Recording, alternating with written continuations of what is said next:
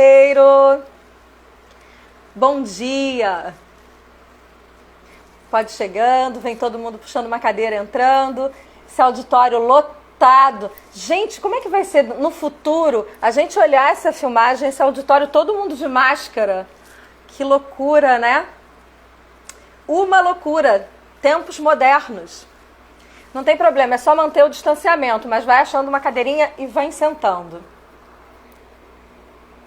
Hoje é dia 23, quinta-feira, 1h no Brasil, 18 horas aqui na França. Que alegria a gente poder estar junto. Semana ótima, cheia de histórias incríveis, e o Conteiro é isso. O Conteiro é esse canteiro de gente, é esse clube de histórias. A melhor história é a história de cada um. Se você ainda não está seguindo o Conteiro, @Conteiro Histórias, tanto no Facebook como no Instagram. E no YouTube, o canal Conteiro Histórias. Todas as nossas conversas estão salvas, tanto no IGTV do Instagram, aquela abinha ali no meio, como no canal Conteiro Histórias. E aí, se você perdeu alguma ou quer ver novamente, alguma que você gostou muito e quer compartilhar com os amigos, você já sabe que você pode ir no YouTube e lá você vai achar todas as conversas Conteiros que já aconteceram, tá bom? Fica a dica, vai chamando todo mundo que essa conversa é uma conversa incrível. Não perde. Chama todo mundo. Tem lugar ainda aqui no auditório para todo mundo sentar, chegue mais. Que alegria ver esse auditório lotado. Estou muito emocionada. Meu nome é Kátia Werneck e eu estou aqui hoje para mais uma conversa conteiro. O conteiro de hoje se chama Leonardo Brito. Ele vai contar a sua história de vida. Uma história incrível que me deixou bastante tocada, bastante inspirada, e eu quis muito compartilhar com vocês. Brito já entrou aqui na área. Brito, tô te pegando aí. Pra gente não perder tempo para essa conversa. Como é bom, aliás, a gente... né? Seja muito bem-vindo, Brito.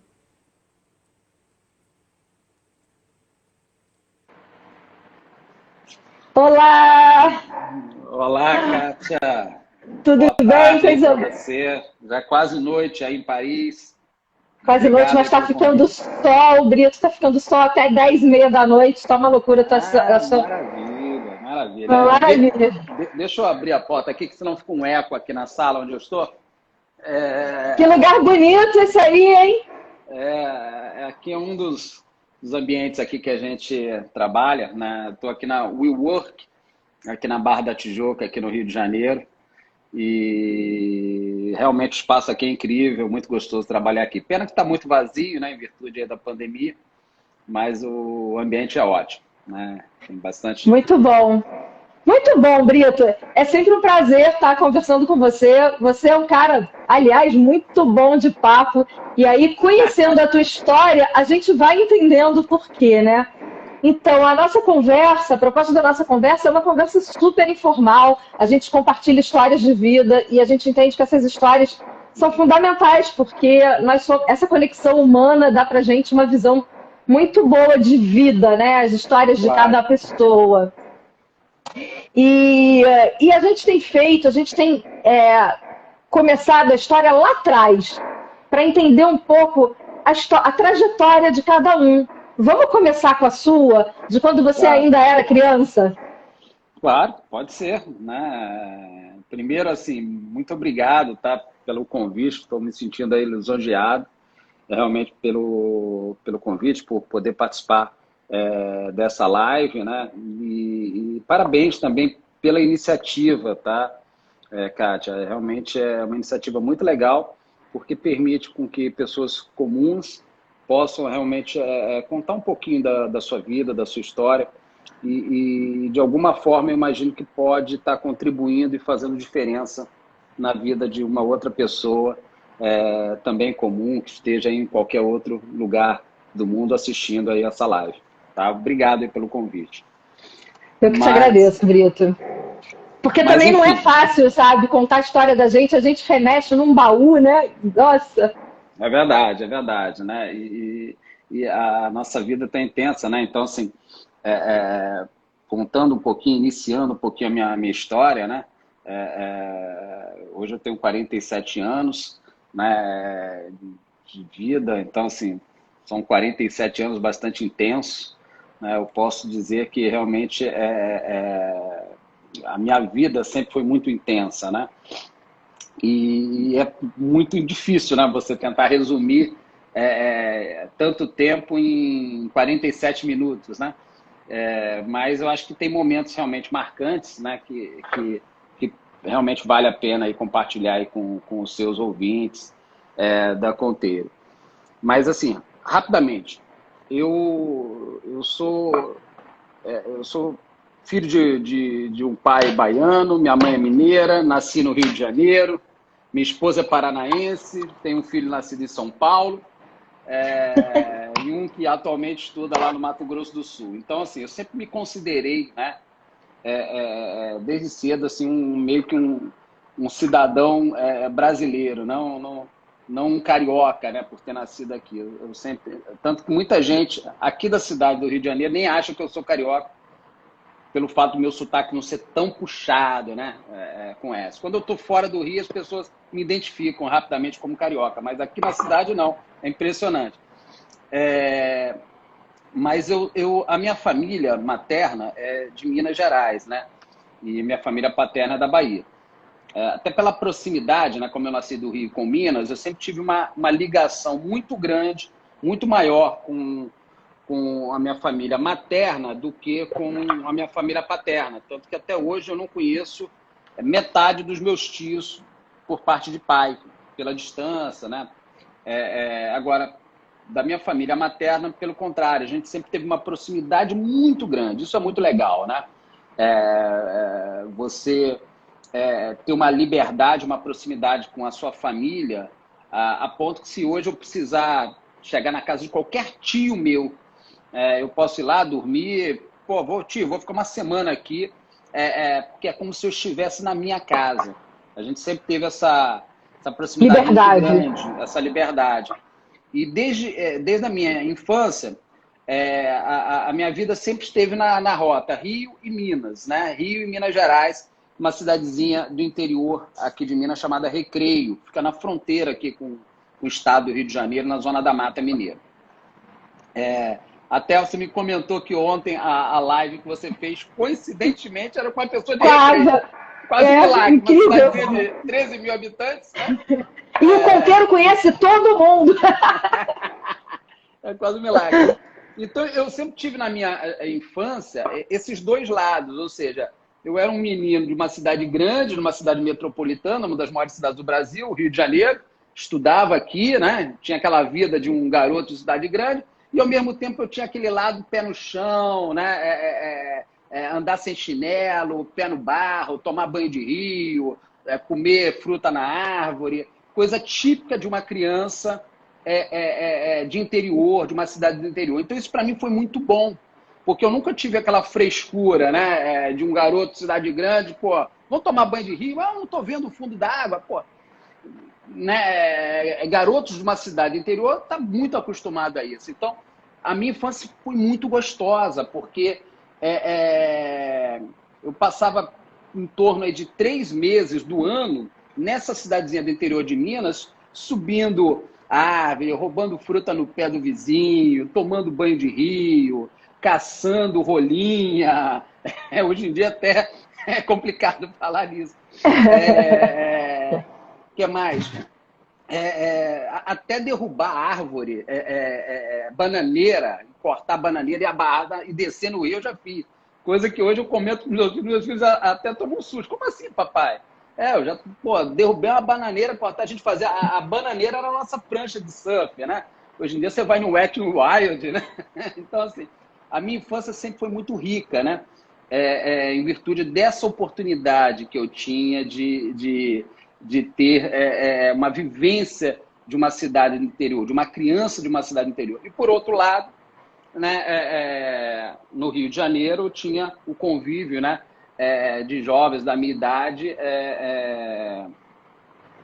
de uma cidade grande, hábitos de cidade grande, ir à praia, pegar uma onda, enfim, ir nas festinhas, né? com os amigos e tudo mais. Então, isso foi muito enriquecedor e até hoje eu tenho essa nostalgia. Eu vou sempre para essa cidade lá em Minas e toda vez que eu vou para lá, eu quero Vivenciar isso. exatamente, né? Eu acabo tendo vontade de vivenciar esses momentos, né? Que realmente me trazem ótimas lembranças, né? Assim foi minha juventude, né? Juventude bastante simples, né? De uma criança, enfim.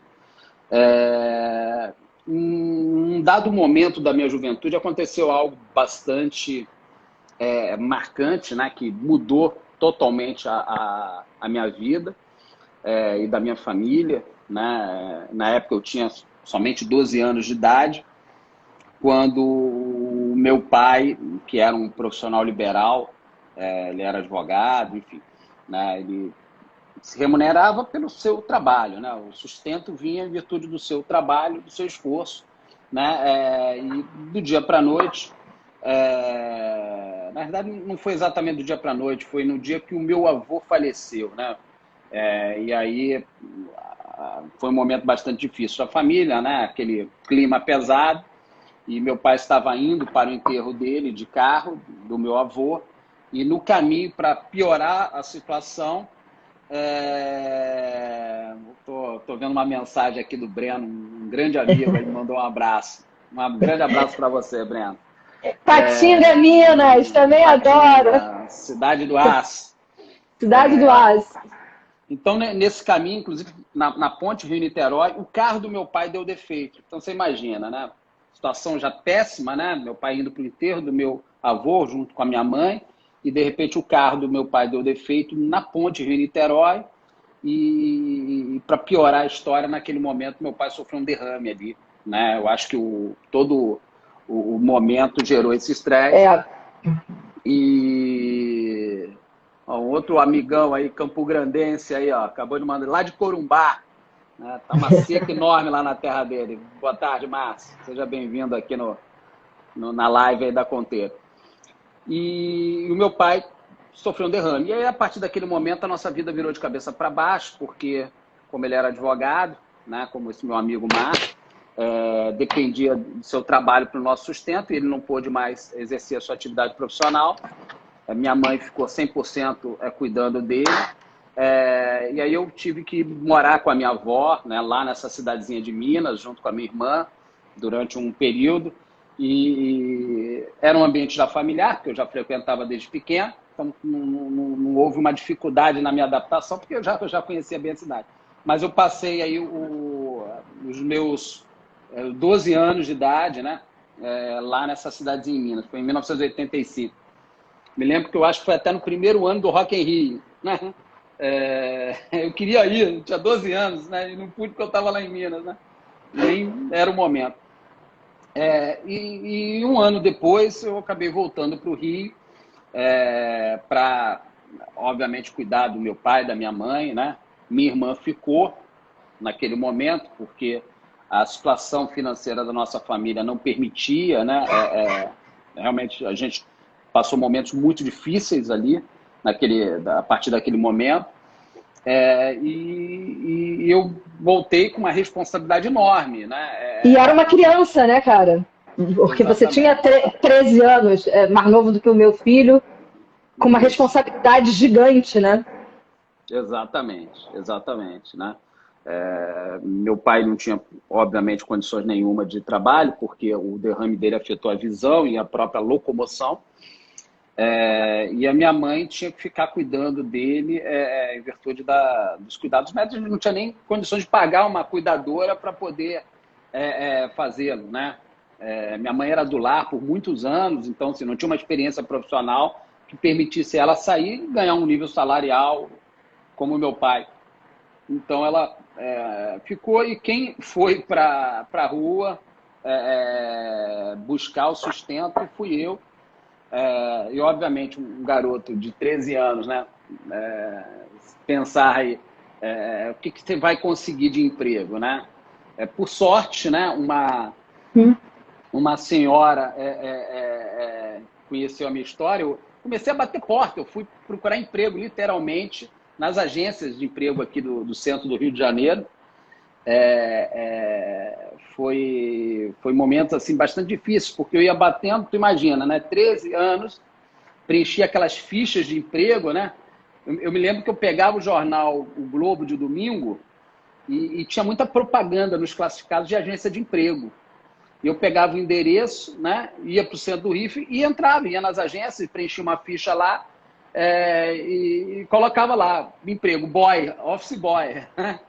E na maior parte das vezes eu mal tinha o dinheiro da passagem de ônibus. Né? Que, aliás, é uma questão realmente para...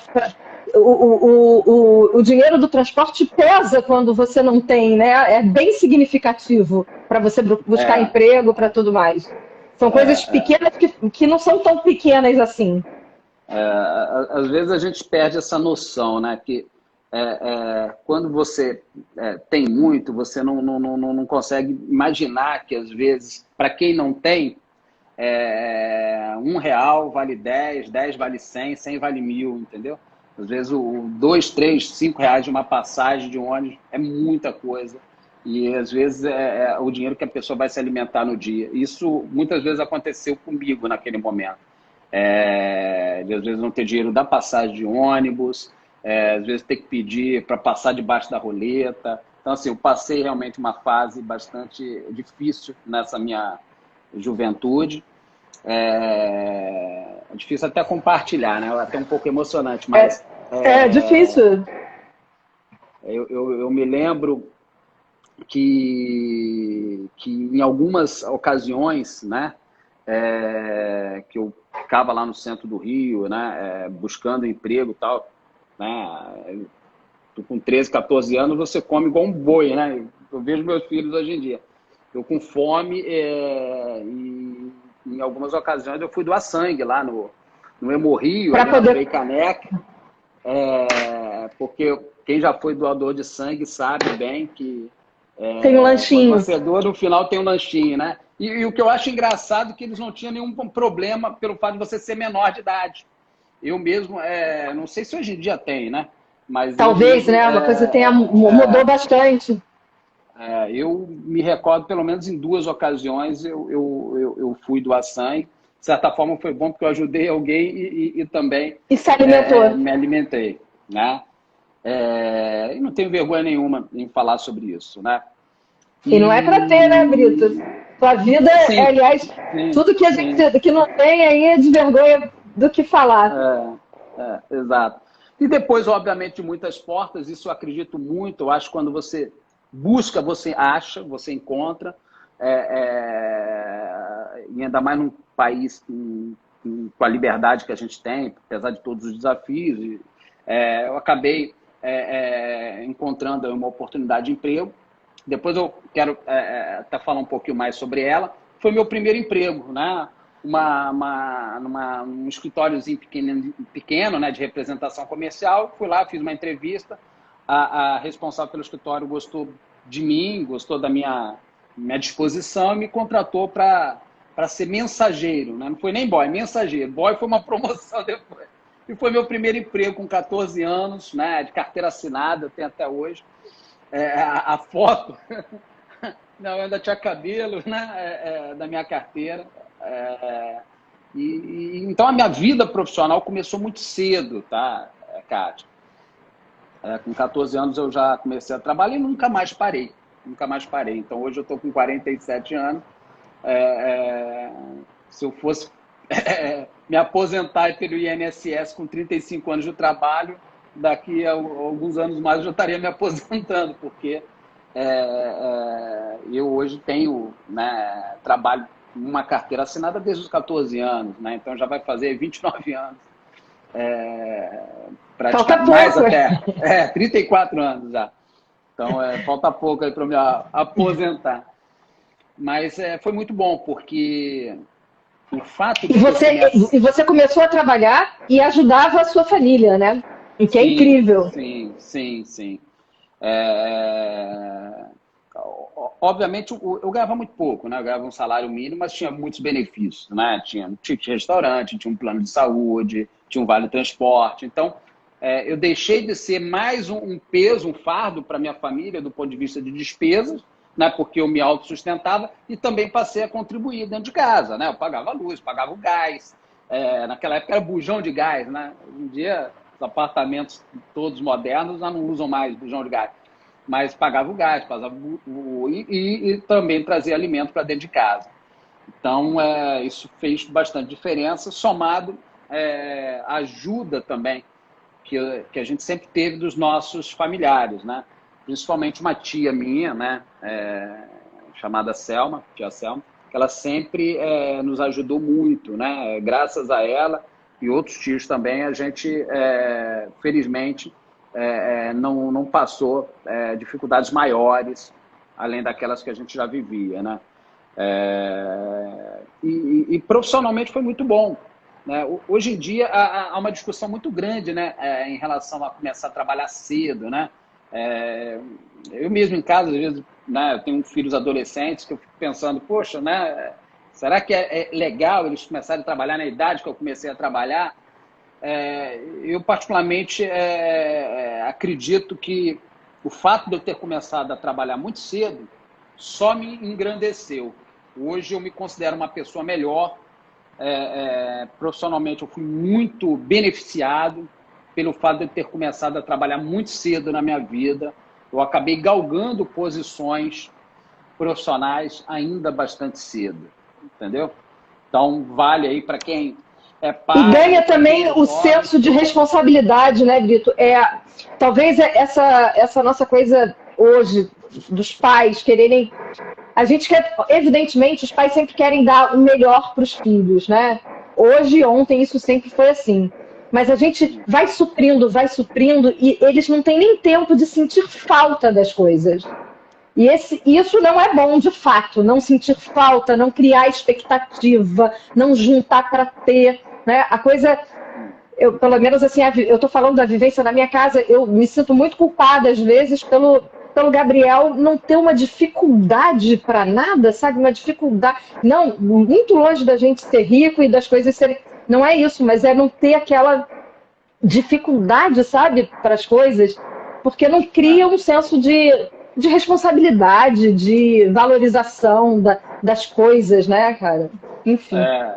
Não, e eu, na minha juventude, né, como eu tinha esses dois mundos, né, o mundo da convivência com jovens de uma cidade grande, de uma cidade como o Rio de Janeiro, numa região de classe média, né, e o outro lado do interior, então eu convivia com jovens assim que, usava roupas de marca, né, daquela época, né?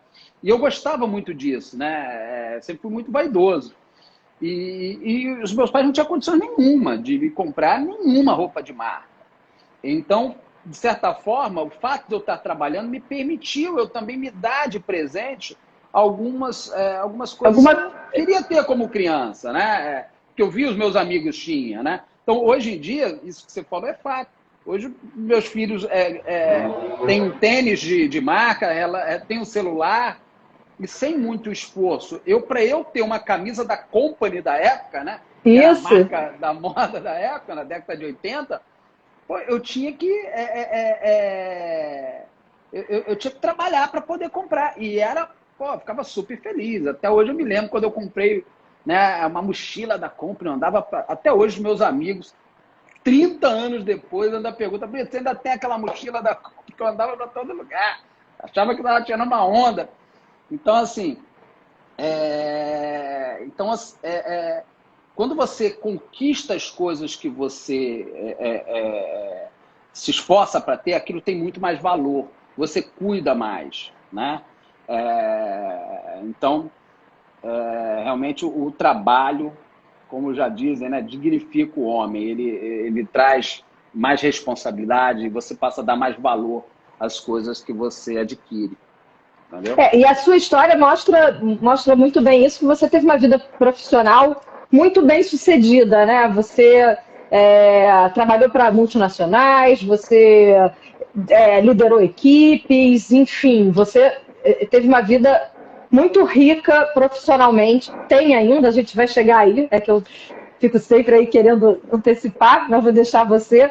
Então, assim, a sua trajetória, você começou com muita dificuldade, mas foi indo passo a passo, crescendo muito, né, Brito? De fato, eu me orgulho bastante aí do caminho que eu trilhei, né? Não pelas coisas que eu conquistei, mas assim, pelo legado, pela contribuição que eu pude deixar com as pessoas que eu pude conviver, né? Tem um amigo aí que está assistindo a live, acabou de deixar uma mensagem, né? O Márcio. O Brito representa o marco em minha vida profissional. Que foi uma experiência que eu vivi, posso depois contar, de uma pessoa que estava passando uma dificuldade muito grande, né? Porque ele sofria assédio, né, do antigo chefe dele, e esse chefe foi demitido justamente por assediar os seus funcionários, enfim. Né? E esse cara foi demitido, né, esse gestor, né? Não sei nem se podemos chamar assim, gestor, mas quando eu assumi essa equipe, era uma equipe de 13 pessoas, no qual somente 8 estavam trabalhando, os outros 5 estavam de licença, porque realmente não conseguiam trabalhar. O Márcio era uma dessas pessoas, e quando eu cheguei, eu já cheguei assim com um direcionamento da matriz da empresa para desligar o Márcio. E eu falei, não, mas peraí, como que eu posso desligar uma pessoa sem sequer conhecer essa pessoa, né? E na minha primeira oportunidade que eu tive de conversar com o Márcio, ele era uma dessas pessoas que estava de licença, eu tive a oportunidade de olhar nos olhos dele e ele ficou, inclusive, bastante emocionado na ocasião e de sentir sinceridade nele, de que ele só não estava ali porque, tal como os outros, né, ele não se sentia respeitado pela empresa, pelas coisas que estavam acontecendo, né, como um homem, enfim, como pai de família. E naquele momento eu assumi um compromisso com ele. Se ele voltasse, né, ele teria realmente o respeito que ele esperava como profissional.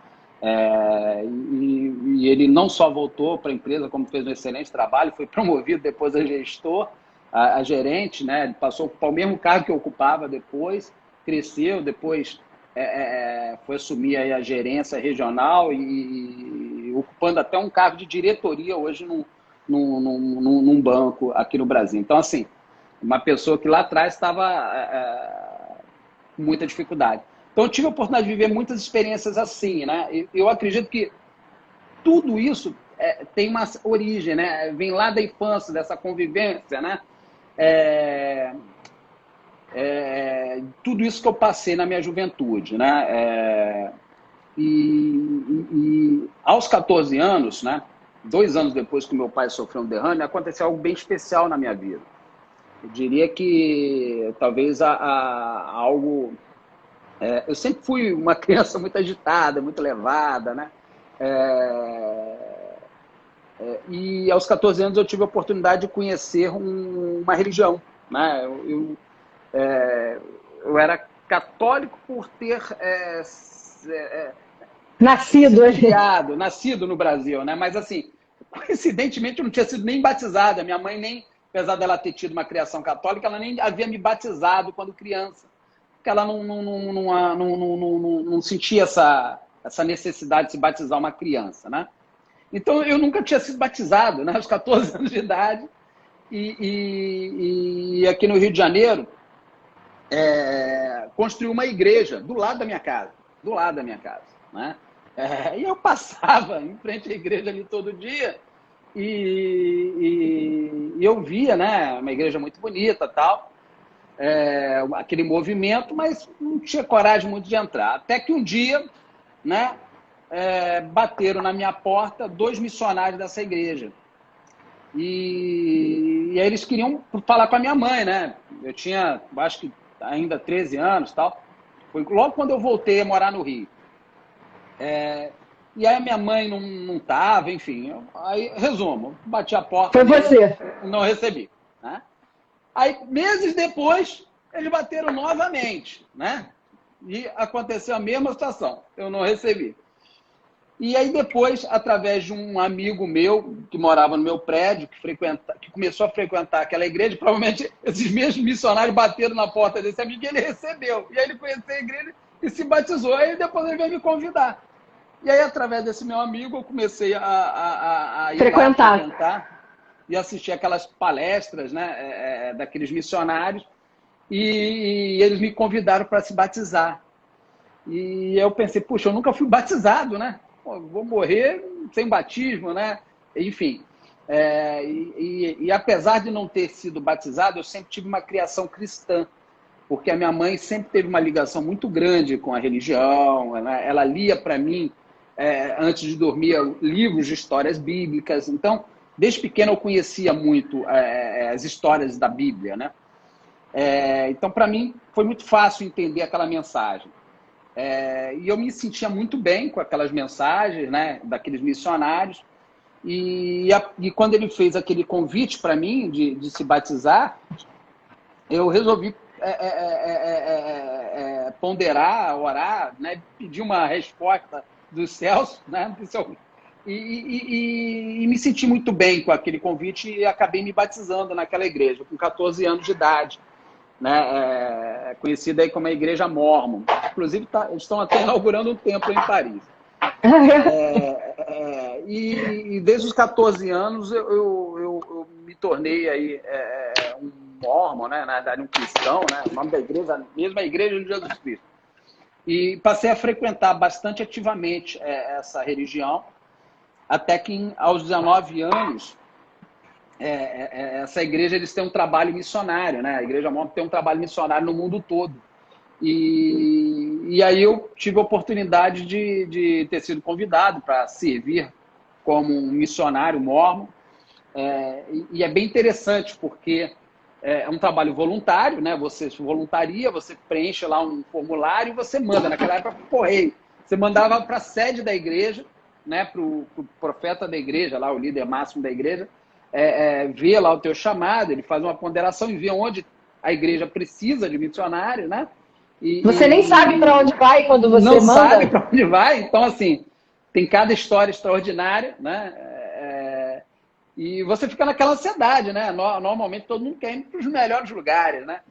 Mas pode ser que não. Mas pode ser que não. Então, assim, a principal regra é você... quando você é voluntário... Só um minuto, Brito. Só um minutinho aqui que tem alguém querendo derrubar tudo aqui. Peraí. Foi. Pronto. Tava aqui já. Enfim. E aí eu mandei meu chamado e voltou o chamado para servir como um missionário no Rio Grande do Sul, na região do norte do estado do Rio Grande do Sul. E foi, né, muito legal, porque era um lugar que eu, né, tinha muito interesse em conhecer a cultura, as pessoas. E aos 19 anos de idade eu tive esse privilégio que marcou minha vida, né?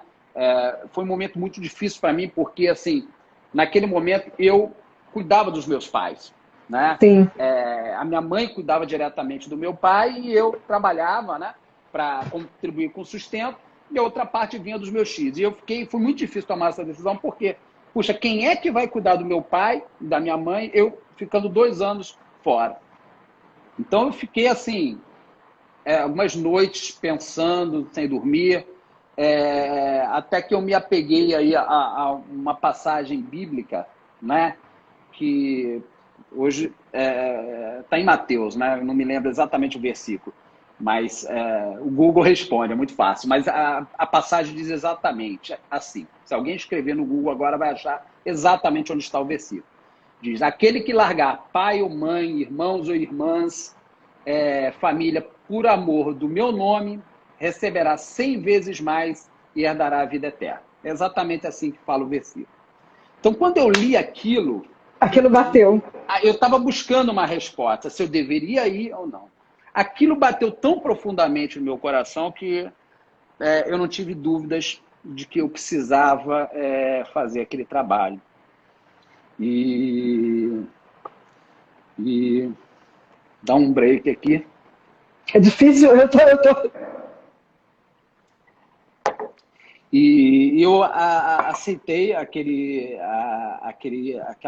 convite e saí. E você ficou os 2 anos? Durante 2 anos. E fiquei até alguns dias mais do que os 2 anos, né? E foi uma experiência bastante importante na sua vida, né, Brito?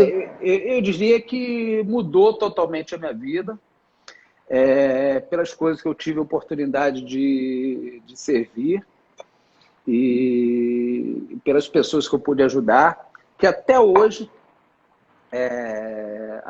eu tenho contato. Até hoje eu tenho contato.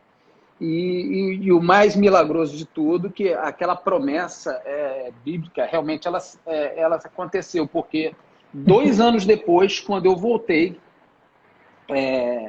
a doença do meu pai estava 100% estacionada, ela não avançou em absolutamente nada. Meus pais assim não passaram nenhuma dificuldade durante esse período, né? Eles foram apoiados pelos nossos familiares durante esse período, né? Mesmo não estando presente. E realmente eu tenho um testemunho ali, uma certeza de que, de alguma maneira, o Senhor cuidou deles durante esse período. Então, eu sempre tive esse lado assim, muito grande de fé. Peraí, Brito. Peraí, Helena. Ela tá fazendo besteira. Ricardo! Ela tá enciumada, ela quer a sua atenção. Menino, desculpa, gente. Ela quer a sua atenção, né? Os animais são como crianças, né? Desculpa. Voltando. E 2 anos depois, quando você voltou, você entendeu... Tira, pelo amor de Deus, a Nina daqui. Você entendeu que a gente passa exatamente pelo que a gente precisa, né, Brito? Nada vem por acaso. E a tua história mostra que tudo isso foi uma construção, o que você aprendeu lá, o fato de você ter ido também como missionário mórmon, a maneira como você se relacionava com as pessoas e o quanto você carregou disso como gestor e como percepção de mundo, de vida, de realidades diferentes, né? É incrível como essas coisas se constroem com as experiências que a gente tem na vida. Impressionante. Não tenha dúvidas, né? Quando você passa 2 anos da sua vida trabalhando sem remuneração, né? De forma 100% voluntária, com o mínimo de recursos possíveis, né? Até porque eu não tinha condições de financiar os custos da minha ida para aquele lugar, porque no mundo todo, a maior parte dos missionários mórmons, eles que pagam para poder realizar aquele trabalho. Tá? É um trabalho voluntário que é mantido pelos próprios familiares. Aqueles jovens que não têm essa condição, outros membros, né, que ajudam. Que ajudam, né? Então eu fui ajudado por milhares de pessoas que eu não sei quem, mas do qual eu sou muito grato, que me deram aquela oportunidade de eu poder ir para lá. Então, assim, o recurso sempre era muito escasso, porque era doação de pessoas. Então, a gente vivia em lugares bastante humildes, né? A gente se alimentava por...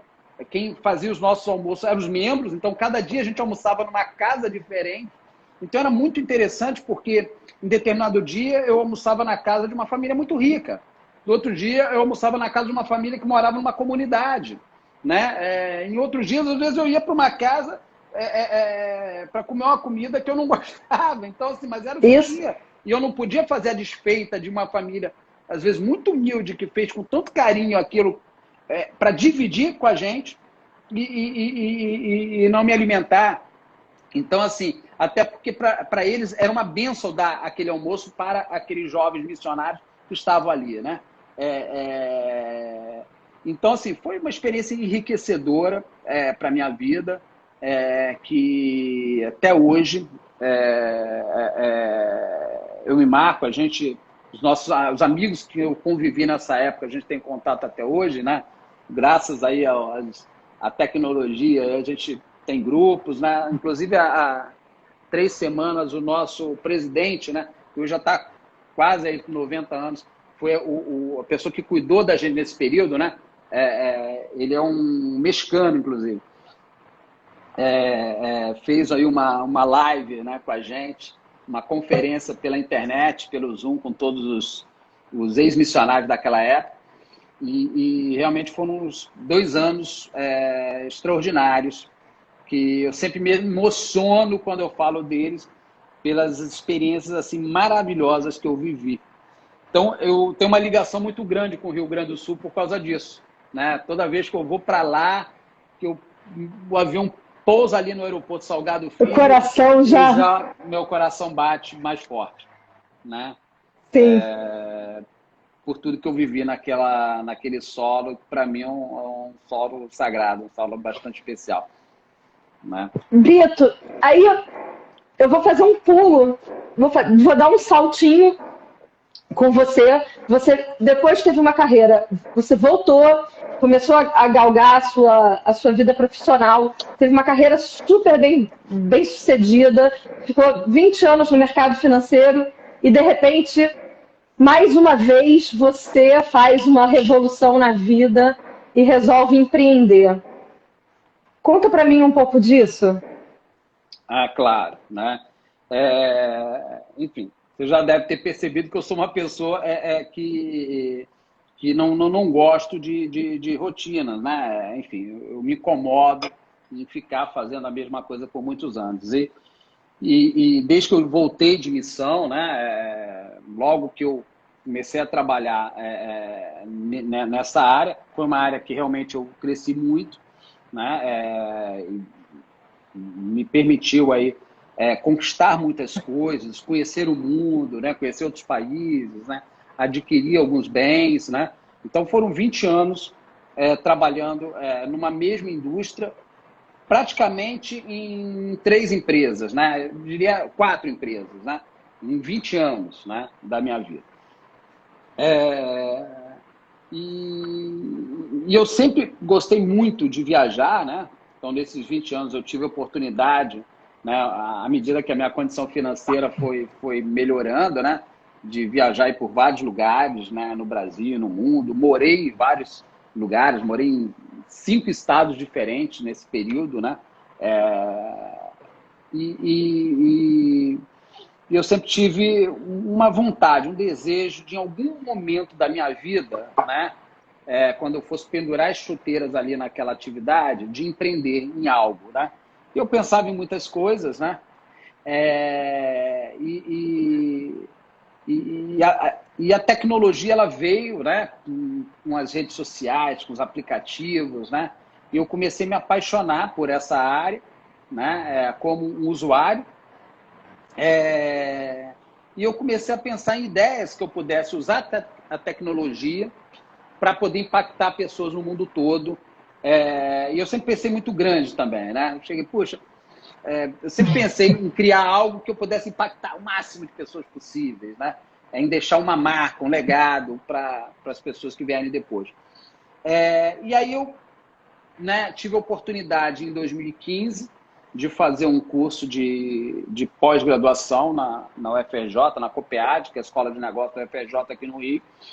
E lá nós fomos desafiados na turma de pensar em ideias inovadoras numa matéria de negócio chamado Business Plan, né? E ó, minha tia Selma aí entrando aí. Tia Selma, falou. Tia Selma. Tia Selma, querida já. Ah, tia Selma. Eu falei nela. Um beijo, tia. Então, eu comecei a pensar em várias ideias, né? Porque a gente foi desafiado e foi muito legal nesse curso, porque eles fizeram a gente fazer a gente ficou fazendo um brainstorm, pensando em ideias quase um mês. Tu imagina tu ficar um mês pensando em ideias inovadoras, se reunindo em grupos, fazendo brainstorm, vale, essa ideia boa, não é? Até que surgiu esta ideia, baseado na minha experiência de viagem, que eu viajava muito, tinha muitos amigos, e quando eu ia para uma cidade que eu tinha um amigo, a minha experiência de viagem era totalmente diferente quando eu ia para uma cidade que eu não tinha nenhum amigo, né? E aí, aí a ideia nasceu, por que hoje não usar a tecnologia para conectar os milhões de viajantes a amigos locais, a pessoas locais, mesmo em lugares que você não tem nenhum amigo, né? A pessoas voluntárias locais, para que elas possam conhecer a cidade com um amigo local. E aí veio a ideia do iFriend. E eu fiquei pensando no nome, eu cheguei, pô, Friend, né? Aí, pô, o i aí da internet, do iPhone, do iPad, né? Pô, iFood, né? iFriend, né? Pô, quando eu tive essa ideia, eu me lembro que foi no meio da semana, a primeira reunião com o nosso grupo, né? Eu, pô, coloquei a ideia e o grupo achou bastante interessante. E entrou um professor na sala. Quando ele ouviu a ideia, ele falou, cara, essa é a ideia. É uma ideia inovadora, né? A gente não queria ser E nada. ela tem uma cola uma liga muito forte com quem você é, né? Que é um cara de fazer amigos, de manter esses laços muito fortes, né? De construir relações e de conhecer o mundo, de expandir, né? Tem essa liga muito forte com a sua personalidade. Exatamente. Eu acho que as ideias nascem muito em virtude disso, daquilo que você vive, daquilo que você é, né? Da sua vivência. E aí a gente teve a oportunidade de desenhar um plano de negócio durante o curso, e aí terminou o curso, né? Fomos muito bem avaliados e tudo mais. Só que aí veio um desafio maior, né? Que é você tirar a ideia do papel, né? Boas ideias a gente tem, mas fazer a coisa acontecer... Que é o grande desafio, né? E durante o curso, né, eu tive a oportunidade de conhecer o meu sócio atual, que é um dos nossos cofundadores, o Diogo. Querido. Que ele tinha uma experiência na área tecnológica, né? Era a área de formação dele, do qual ele já trabalhava há muitos anos, né? Durante todo o curso ele trabalhava como executivo lá na B2W. E então foi a pessoa certa que poderia somar-se aí a mim naquele momento para tirar aquela ideia lá do papel. Né? Então me lembro até que no evento da própria Copead, né, aqui na Barra, o Diogo estava meio bêbado nesse dia, então foi bom porque foi mais fácil convencê-lo. Né? Cheguei, Diogo, cara, vamos tirar essa ideia do papel. Pô, tá fechado? Tá. Porra, então beleza, não vai voltar para trás. Eu peguei ele no dia certo e aí fechou. A partir dali, quando ele ficou consciente, já era tarde. Aí a gente já... O universo conspirou, né, Brito? Exatamente. E aí a gente começou a construir, tirar aquela ideia do papel e melhorá-la, até que em 2018 a plataforma ficou pronta. Foi quando a gente começou a realizar os nossos primeiros passeios e tivemos aí o privilégio de sermos presenteados com o primeiro tour da plataforma numa das cidades mais belas do mundo, né? Que é Paris, né? A cidade luz, a cidade do amor, né? Pela nossa The Best iFriend, nossa iFriend número 1, Kátia Werneck. Né? Obrigada. Eu me lembro muito bem nesse dia que a Kátia estava cheia de trabalho. Ela falou, não, mas hoje a gente não pode perder essa oportunidade, vamos lá. E ela cancelou as coisas que tinha para ir lá fazer e a experiência foi maravilhosa. Né? Tivemos o nosso primeiro review. Né? Eu me lembro que a cliente era até uma conhecida minha, lá de Campo Grande, Késia, Milena. A Késia. Eram ex-funcionárias minhas do HSBC. E elas adoraram a experiência e a partir dali nós não paramos mais. Né? Hoje o iFriend já está presente em 126 países, a gente tem guias em mais de 1.100 cidades. Eu não consigo nem citar, eu não consigo citar 100 países, né? Eu não consigo. E aí está presente em 126 países, tem com certeza países que eu até possivelmente não conheço, porque é muita coisa. Você está presente no mundo inteiro, né, cara? São quantos iFriends? São 5.200 guias ao redor do mundo, né? Guias locais, em todo o mundo. Tivemos a oportunidade de já realizar passeios, né, em quase 100 países, nos destinos mais tradicionais do mundo, como em diversos destinos exóticos. Nós já atendemos clientes já no Alasca, já atendemos clientes no Vietnã, já atendemos clientes no Marrocos, enfim, nos lugares... Me atendeu na Tunísia! Em Xi'an, na Tunísia, tivemos a oportunidade de atender, né? No interior da China, e o melhor, com experiências assim, maravilhosas, né? Do qual a gente se orgulha muito. Hoje, a satisfação do nosso cliente tem sido assim, o nosso maior diferencial. Hoje 96% dos nossos reviews são 5 estrelas. A nota média de avaliação, que vai de 1 a 5 estrelas, é 4,9. Né? Então, assim, é uma avaliação muito boa. Tá? É uma avaliação padrão. Se a gente fosse comparar com um hotel, a um Plaza Etnie em Paris. Né? Você pegar a avaliação hoje do Booking, do Plaza Etnie, que é talvez o melhor hotel de Paris. Né? Mas o nível de exigência é altíssimo, né? Altíssimo. Esse é o nosso nível de avaliação dos nossos clientes. É um nível excelente. Né?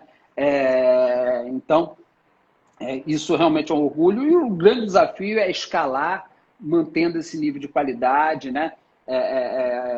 Tendo iFriends como a Kátia, que é uma certeza. Não, são muitos iFriends incríveis, Brito. Quando eu conheço as pessoas, né? Eu conheci na Tunísia, conheço várias amigas que são iFriends aqui em Paris e que estão na plataforma. A gente vai conhecendo as pessoas, as suas histórias e com pessoas com competências diferentes, personalidades diferentes, a gente vai se encantando, né, cara? Eu, então, que amo ouvir a história das pessoas, eu fico impressionada como você consegue ter tantas pessoas boas conectadas, né? Vocês têm um trabalho ali, uma questão de juntar pessoas boas que é impressionante. Obrigada, Salminha, que amo. E as experiências têm sido assim maravilhosas. Você já viveu muitas delas com os nossos clientes. A gente tem tido assim muitos relatos assim de experiências que marcam, né? Uma que eu gosto muito de citar, que é assim fantástica, uma coisa assim de você ficar arrepiado. A gente tem uma guia lá em Milão, né? A Solange, que é uma diretora, ex-diretora de escola, né? Aposentada, né? Ela é historiadora, é uma guia do mais alto nível. Ela recebeu uma família, né, do interior de Minas, de Muriaé, próximo lá de Recreio, e eles queriam conhecer a cidade ao lado de Milão, né, que foi o epicentro aí da pandemia, Bérgamo, né? Na verdade, eles queriam conhecer uma cidadezinha que é um distrito de Bérgamo. Então ela conta, né, que Bérgamo já não é um destino assim tão visitado, né, como é Milão, Veneza, enfim. Exato. Só que a cidadezinha ao lado, o distrito, menos ainda. Então, só que essa família tinha interesse em conhecer essa cidade, porque era a cidade de onde os avós deles vieram há quase 100 anos atrás. Então eles foram lá, né, para conhecer as origens da família, né, sem nenhuma expectativa, né, porque na realidade eles não tinham mais contato com ninguém da família na cidade. E quando eles chegaram lá, naquela cidadezinha, na cidadezinha pequena, né? Quem conhece cidade pequena sabe, quando você anda na rua, todo mundo olha quem é de fora. E eles tiveram a oportunidade de visitar lá aquela prefeitura local, né? Conversar com o prefeito e tal. E eles, quando falaram o sobrenome deles, né? Um dos moradores lá falou, não, mas ainda tem um familiar na cidade com esse nome. Aí eles, mesmo, mora ali. E aí foram com a família, né, aqueles visitantes todos, iFriend, junto, visitar, bater na porta lá, né, daquela pessoa que tinha o mesmo sobrenome. E foi extraordinária a história, porque a guia, né, a nossa iFriend, conta que quando ela bateu na porta e a moradora ali abriu a porta, ela falou, Brito, ela mandou um áudio, eu quase caí para trás. Palavras dela. Porque a menina que atendeu era a cara de uma das pessoas da família. Era a cara. Quando eu olhei assim, eu cheguei, não tem mais dúvida nenhuma de que... E aí foi aquela coisa, né? Todo mundo se abraçando, contando a história. Foi uma coisa, ela falou, nossa, eu fui colocada ali, os anjos me colocaram ali para viver essa experiência de reencontrar parentes de um outro continente, do outro lado do oceano, que não se conheciam há décadas, né? Isso o iFriend pôde proporcionar. Então é isso que a gente busca, tá? É transformar a viagem dos nossos clientes através de moradores locais. E fazem isso com muito sucesso. Brito, que história incrível! Tua história é incrível. Aí, o teu pessoal aí, ó a tia Selma aí. Tô vendo que tem Selma e Salma, né? Salma é sua amiga. Salma é minha amiga querida. Salma viveu isso em Portugal, isso. Foi emocionante também. É incrível. Verdade. Olha, Brito, eu não sei nem como te agradecer essa história que você compartilhou com a gente, a história da sua vida. Eu sei o quanto é difícil a gente contar a história da nossa vida, né? É fácil a gente contar sobre um projeto, a gente fazer uma apresentação de negócio, mas falar da gente, da nossa história, a gente realmente mexe intimamente com as nossas memórias, né? Mas, com certeza, quem esteve aqui e acompanhou a nossa conversa, com certeza se emocionou como eu, com a tua história, que é muito rica de superação, de otimismo, né, cara? E de sucesso. Porque você construiu uma história de muito sucesso, você está construindo uma história de muito sucesso, porque você tem vida longa, tem muita coisa para viver. Então, esse sucesso ainda tem muita história pela frente. Eu agradeço muito, Brito. Aliás, quem está aqui, gente, quem perdeu o início, essa conversa fica gravada no IGTV, @Conteiro Histórias, e também no YouTube, a partir de amanhã no YouTube, no canal Conteiro Histórias. E vale a pena ver o início, voltar, porque quem entrou agora no final está ouvindo só aí a parte do sucesso, mas tem que entender que teve muita pedreira lá atrás, né? E que as coisas não foram assim da noite para o dia, nem tão fáceis assim. Então essa conversa vale vocês verem desde o início, sem perder nenhum pedaço, e compartilhar com os amigos. Brito, obrigada. Vou deixar o tempo para você falar com as pessoas que estão aí. A gente tem 2 minutos para você falar com as pessoas. Tem um monte de gente conectada a você. É linda a história dele, né, Salminha? Eu sabia que você ia gostar de ouvir. Não, agradecer, tá, Kátia, pelo convite, né? É sempre uma alegria enorme conversar com você. Você é uma pessoa com uma energia extraordinária, que transmite mesmo aí a mais de 10 mil quilômetros de distância para as pessoas que conversam com você, e isso é muito bom, né? É sempre bom estar próximo, perto de pessoas com essa vibração, com essa alegria, que isso viraliza, né? E a gente precisa realmente de pessoas assim nesse mundo, né? Então, obrigado, tá? Obrigado a todos aí que assistiram aí, seus seguidores, tá? Fico totalmente à disposição também, se alguém quiser, e pode me adicionar aí no Instagram e interagir comigo, é sempre um prazer. Eu sou uma pessoa muito acessível, né? Sou muito ocupado, né? Meu tempo é escasso, mas é acessível, é verdade. Deixo de retornar a qualquer pessoa que me procura, independente de quem seja, tá bom? Prazer enorme. Super obrigada, Brito. Pessoal, eu vou deixar o @ do Brito salvo junto com o vídeo. Aliás, vale a pena seguir o Brito e o iFriend, porque o iFriend é realmente uma forma de fazer uma viagem diferenciada, com muita experiência, com a riqueza que é viajar conhecendo pelo olhar de uma pessoa local. Então, eu falo isso assim, que é exatamente o que eu acredito. Quando eu viajo, eu também chamo o iFriend. Quando alguém vem, eu estou aqui pronta para receber pelo iFriend, e quando eu viajo, eu faço o mesmo. Brito, legal. Muito obrigada. Não, eu que agradeço. Foi um prazer enorme. Tá bom, Catinha? Gente, pessoal que está aí, beijo para vocês. Beijo, Brito. Bom restinho de semana. Fica com Deus. Beijo. Obrigado. Tchau. Tchau.